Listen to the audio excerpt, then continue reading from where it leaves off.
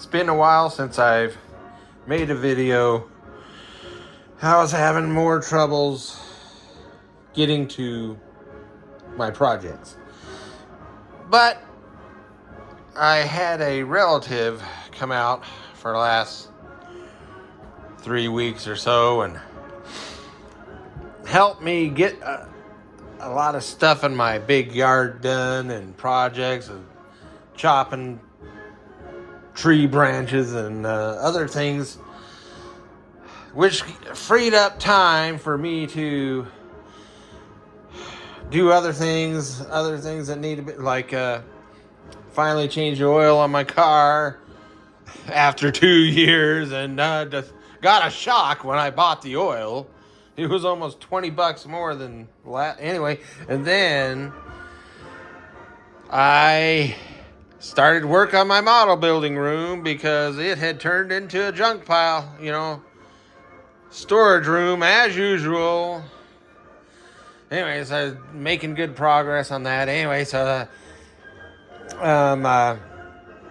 you know how some people will go shopping when they're feeling down?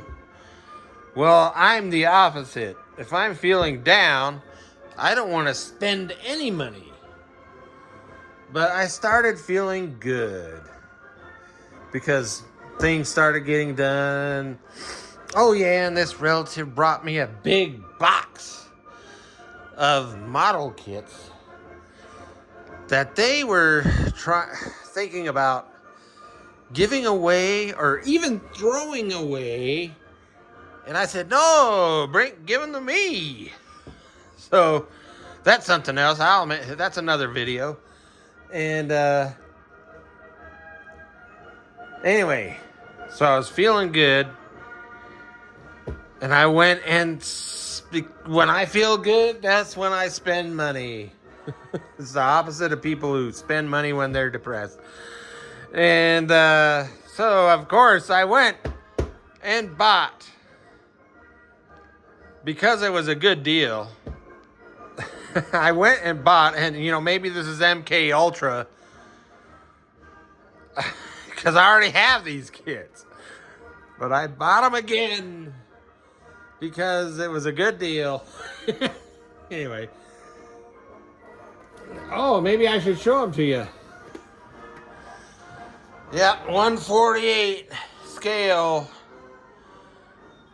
And Bandai-Fuman. This is a Fuman issue. Fuman, China. And anyway, so there's that one. And here's this one. Yes, I bought these for a good deal. And I won't tell you the exact price, but I'll tell you that the person was selling these for less than the cost of one. And much less than the cost of one. Anyway, so I just said, oh, I gotta have them again, because I already. So let me show you. Yes, I already have these, the original Bandai issues with the dreaded Hakenkreuz on the box art. So I better keep my thumb over there. Yep, I got the original ones too. And maybe I should. So they're the same. They are the same kit. There's a 5-man crew issue. See the parts. These tracks look good on the outside, but not on the backside. Anyway. And here's a little tube of glue with some of the Bandai D. Now this is the Bandai issue. Now I'm going to show you the difference between the Fuman China and the Bandai Japan. Same parts, same tracks. There's a little Fuman inspection card. Parts, same guys. Here's a little no longer usable tube of glue. But these are not decalcomani. These are actually stickers.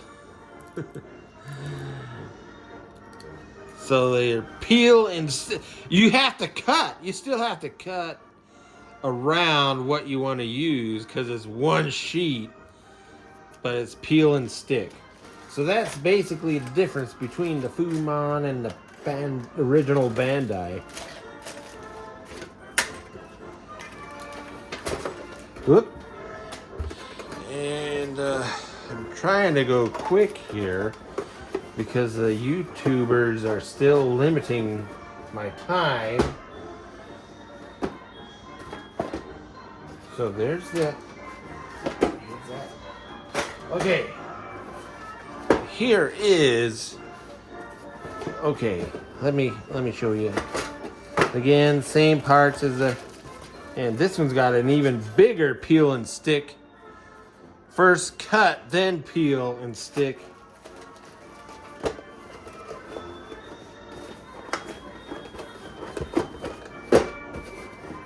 Oh. The old Bandai kits give you like extra little informations on how to build dioramas if you can read Japanese. And that is, this is actual decalcomanis. And yep, same parts. Same tracks as, but look at this one. You only got a 3-man crew.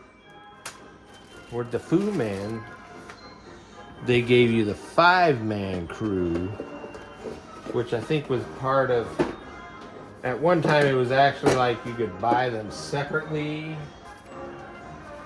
from Bandai as a German tank crew.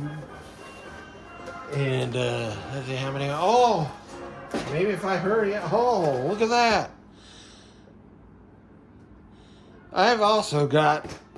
I've got several of these Academy Mini Craft hunting tigers.